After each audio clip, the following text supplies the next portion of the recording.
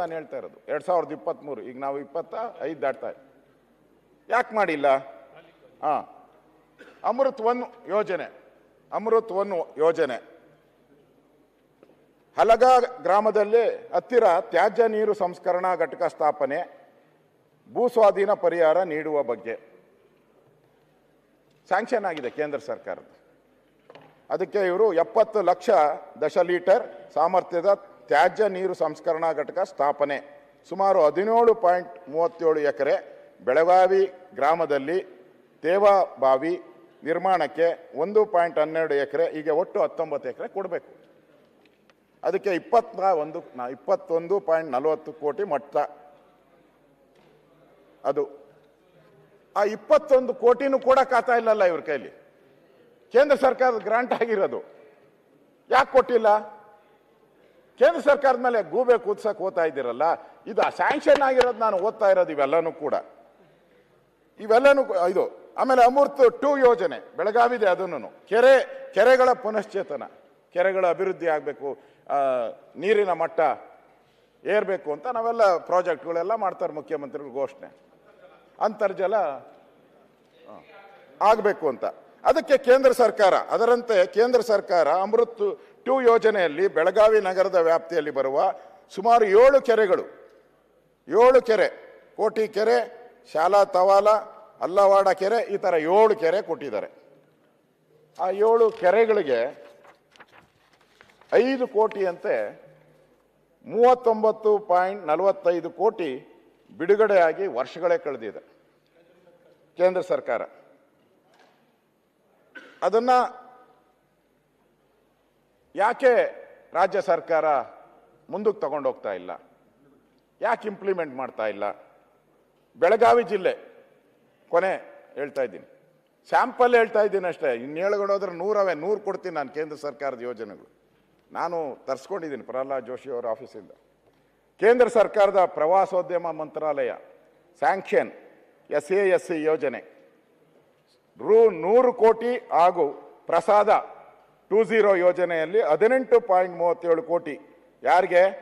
ಕೋಟಿ ಹಾಗೂ ಶ್ರೀ ರೇಣುಕಾ ಯಲ್ಲಮ್ಮ ದೇವಸ್ಥಾನದ ಅಭಿವೃದ್ಧಿಯ ಇದಕ್ಕೋಸ್ಕರ ಕೊಟ್ಟಿರೋದು.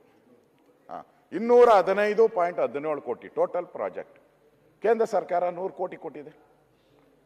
ನಿಮಗೆ ಯಲ್ಲಮ್ಮನ ಮೇಲೆ ಕೋಪ ಇದ್ದರೆ, ನಾಮದ ಮೇಲೆ ಕೋಪ ಇದ್ದರೆ, ಕೇಸರಿ ಮೇಲೆ ಕೋಪ ಇದ್ದರೆ ಬಿಟ್ಬಿಡಿ, ಅದನ್ನ ಮುಗಿಸ್ಬೇಕಾಗಿತ್ತಲ್ಲ ಕೇಂದ್ರ ಸರ್ಕಾರ. ಆಮೇಲೆ ನನ್ನ ಉತ್ತರ ಹೇಳಿ, ಆಮೇಲೆ ಮುಗಿಸ್ಬೇಕಾಗಿತ್ತಲ್ಲ. ಮಂದಗತಿಯಲ್ಲಿ ಹೋಗ್ತಾ ಇದ್ದ ಉಪಯೋಗ ಯಾಕೆ ಮಾಡ್ಕೊಂಡಿಲ್ಲ? ಇಷ್ಟು ವರ್ಷ ಆದ್ರೂ ಕೂಡ ಯಾಕೆ ಮಾಡ್ತಾ ಇಲ್ಲ? ಅದಕ್ಕೆ ನಾನು ಯಾಕೆ ಉದಾಹರಣೆಗಳು ಕೊಟ್ಟೆ ಅಂತ ಹೇಳಿದ್ರೆ, ಬರೀ ಕೇಂದ್ರ ಸರ್ಕಾರದ ಮೇಲೆ ಗೂಬೆ ಕೂತ್ಸ್ಕೊಂಡು ಹೋಗೋದ್ರಿಂದ ಏನೂ ಸಾಧನೆಯನ್ನು ಮಾಡೋಕ್ಕಾಗಲ್ಲ. ಆಮೇಲೆ ಕಬ್ಬುದು ಹೇಳಿದ್ರಿ, ನಾನು ಕೊಡ್ತೀನಿ, ಕೋರ್ಟ್ ಆರ್ಡ್ರ್ ಕೊಡ್ತೀನಿ. ಕಬ್ಬುದು ಹೇಳಿದ್ರಿ, ನಿಗದಿ ಮಾಡೋ ಅಂಥದ್ದಕ್ಕೆ ಕೋರ್ಟ್ ಆರ್ಡ್ರ್ ಇದೆ. ಯಾವುದು? ಅವರು ಹೇಳಿದರು, west UP sugar mills versus ರಾಜ್ಯ ಸರ್ಕಾರ. ಅಲ್ಲಿ ಅದರಲ್ಲಿ ಕ್ಲಿಯರಾಗಿ ಹೇಳಿದ್ದಾರೆ, ರಾಜ್ಯ ಸರ್ಕಾರ ನೀವೇ ಮಾಡಬೇಕು, ಹೆಚ್ಚುವರಿಯಾಗಿ ಏನೇನು ಕೊಡಬೇಕೋ ಅದೆಲ್ಲನೂ ಕೋರ್ಟ್ ಆರ್ಡ್ರಲ್ಲಿ ಇದೆ. ಹೌದು ಹೌದು, ಅದು ಎಲ್ಲರಿಗೂ ಅಂತಾನೆ, ರಾಜ್ಯಕ್ಕೆ.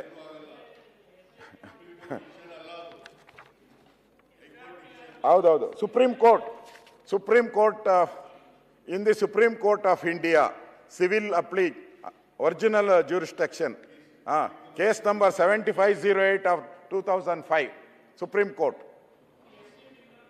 ಸುಪ್ರೀಂ ಕೋರ್ಟ್ ಇಲ್ಲಿ ಕ್ಲಿಯರ್ ಆಗಿ ಹೇಳಿದೆ ಮಾಡಬೇಕು. ಎಲ್ಲವನ್ನ ನೀವು ಕೇಂದ್ರ ಸರ್ಕಾರ ಅಂತ ಹೇಳಿದ್ರೆ ನೀವ್ ಯಾಕಿರ್ಬೇಕಿಲ್ಲಿ? ನಿಮ್ಮ ಅವಶ್ಯಕತೆ ಏನಿದೆ? ನೀವ್ಯಾಕೆ ಬರಬೇಕು? ನಿಮ್ಮ ಅವಶ್ಯಕತೆ ಏನಿದೆ? ಖಾಲಿ ಮಾಡ್ಕೊಂಡು ಹೋಗಿ. ನಾವು ಉತ್ತರ ಕರ್ನಾಟಕ ಸಮಸ್ಯೆ ಚರ್ಚೆ ಮಾಡಿದ್ದೀರಿ, ನೀವು ಬೆಲ್ಲಕ್ಕೆ ಒಂದೇ ನಿಮಿಷ, ನೀವೇನು ಹೇಳಿದ್ರೆ ಅವಾಗ ಮಾತಾಡಬೇಡಪ್ಪ ಅಂತ ನಾನು ಸುಮ್ಮನೆ ಕೂತ್ಕೊಂಡೆ. ಎದ್ದು ಆಚೆ ಹೋಗ್ಲಿಲ್ಲ, ಎದ್ದು ಸುಮ್ಮನೆ ಕೂತಿದ್ದೀನಿ. ನೀವು ಹೇಳ್ದಂಗೆ ಕೇಳ್ತೀನಿ. ನೀವು 1 ನಿಮಿಷ, ನಾನು ಅಷ್ಟು ಟೈಮ್ ತಗೊಳಲ್ಲ, 2 ನಿಮಿಷ ಮುಗಿಸ್ಬಿಡ್ತೀನಿ ನಾನು, ಮುಗ್ದೋಯ್ತು. ಅದರಿಂದ ನಾನು ಗೋವಿಂದರಾವ್ ವರದಿ ಇರ್ಬೋದು, ಕೇಂದ್ರ ಸರ್ಕಾರ ಇರ್ಬೋದು, ಎಲ್ಲ ದಾಖಲೆಗಳು ಹೇಳಿದ್ದೀನಿ ನಾನೀಗ. ನೀವೇನು ಮಾಡ್ತೀರಾ ಹೇಳಿ? ಬೊಟ್ಟನ್ನ ಅಲ್ಲಿ ತೋರ್ಸೋದ್ರ ಬದಲು ನೀವು ಹಿಂಗ್ ಬೊಟ್ಟು ಹಿಂಗ್ ತೋರಿಸಿದ್ರೆ ಇನ್ನು ಉಳಿದ ಬೆಳ್ಳುಗಳು ನಿಮ್ಮನ್ನು ತೋರಿಸ್ತಾ ಇದ್ದಾರೆ. ರಾಜ್ಯ ಸರ್ಕಾರ ಜವಾಬ್ದಾರಿ ಜಾಸ್ತಿ ಇರೋದಿಲ್ಲಿ. ರಾಜ್ಯ ಸರ್ಕಾರ ಜವಾಬ್ದಾರಿ ರಸ್ತೆ ಇರ್ಬೋದು, ಅಲ್ಲೆಲ್ಲ ಮಾತಾಡಿದವ್ರು ಎಲ್ಲರೂ ಕೂಡ ಹೆಚ್ಚಿನ ಜನ ಮಾತಾಡಿದ್ದು ಕಬ್ಬು ಬೆಲೆ ಇರ್ಬೋದು, ರಸ್ತೆಗಳು ಇರ್ಬೋದು, ಆಸ್ಪತ್ರೆ ಇರ್ಬೋದು, ಎಜುಕೇಶನ್ ಇರ್ಬೋದು, ಇದ್ರ ಬಗ್ಗೆ ಮಾತಾಡಿರೋದು. ಎಲ್ಲದಕ್ಕೂ ನೀವು ಬೆಟ್ಟನ ಅಲ್ಲಿಗೆ ತೋರಿಸ್ಬಿಟ್ರಿ. ಪ್ರತಿಯೊಂದಕ್ಕೂ ನಂಜುಂಡಪ್ಪ ವರದಿದ್ದು, ನಾನು ಇದೇ ಸದನದಲ್ಲಿ ಅವ್ರಿಗಿಂತ ಸ್ವಲ್ಪ ಕಡಿಮೆ ಇದ್ದೀನಿ, ಇದ್ರೂ ಕೂಡ ನಂಜುಂಡಪ್ಪ ವರದಿದ್ದು ಅವ್ರು ಎಕ್ಸ್ಪ್ಲೈನ್ ಮಾಡಿರೋದು 6ನೇ ಸರಿನೋ 7ನೇ ಸರಿನೋ, ಒಂಥರ ಮೇಸ್ಟ್ರ್ ಔಟ್ ಅವ್ರವ್ರು. ಅದನ್ನೇ ಜಾಸ್ತಿ ಕೇಳಿದ್ರೆ ಗೊತ್ತಾ ನಿನ್ಗೆ ಅಂತಾರೆ, ತಿರುಗಿ ಶುರು ಮಾಡ್ತಾರೆ. ತಿರುಗಿ ಶುರು ಮಾಡ್ತಾರೆ ನಂಜುಂಡಪ್ಪ ವರದಿ ಅಂತೇಳಿ. ಆಮೇಲೆ ಉತ್ತರ ಕರ್ನಾಟಕದ್ದು ಜೆ 371 ಜೆ, ಅದನ್ನು ಕೂಡ ಒಂದು 7-8 ಸರಿ ನಾನು ಕೇಳಿದ್ದೀನಿ. ಅದ್ವಾನಿ ರಿಜೆಕ್ಟ್ ಮಾಡಿದ್ದು, ಅದ್ವಾನಿ ಇದ್ರನ್ನ ಕೇಳಿ ನಮಗೂ ಸಾಕ ಕೇಳ್ಬಿಟ್ಟಿದ್ದೀರಿ ಇದ್ರನ್ನೆಲ್ಲ. ನಾವೇನೋ ಇವತ್ತು ಹೊಸ ಬಟ್ಟೆ ಹಾಕೊಂಡು ಗರಿ ಇಸ್ತ್ರಿ ಹಾಕೊಂಡು ಫ್ರೆಶ್ ಆಗಿ ಬಂದಿದ್ದಾರೆ, ನಾನೇ ಇನ್ನು 5 ವರ್ಷ ಮುಖ್ಯಮಂತ್ರಿ ಅಂತ ಇವನು ಹೇಳಿದ್ದಾರೆ. ನಾವೇನೋ 5 ವರ್ಷ ಗ್ಯಾರಂಟಿ ಅಂತ ನಾವು ಬಂದ್ರೆ ಇಲ್ಲಿ ಉತ್ತರ ಕರ್ನಾಟಕ ನೋ ಗ್ಯಾರಂಟಿ ಆಯ್ತು.